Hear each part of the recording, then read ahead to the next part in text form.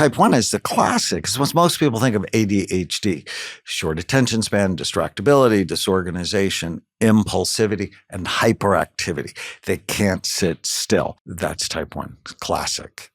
Type 2 is inattentive ADD, short attention span, distractibility, disorganized, procrastinate, but they're not impulsive.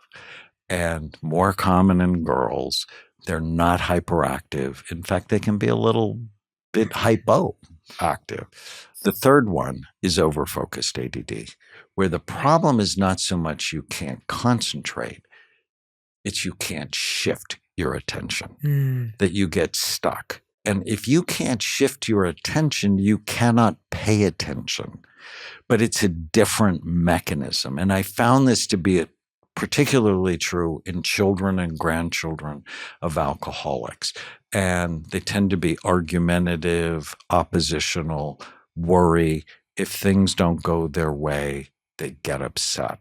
And on the surface, they appear selfish. They're really not selfish.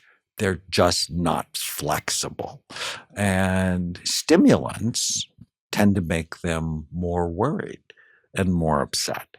Type 4 is called Limbic ADD. It's where their emotional brain is too busy.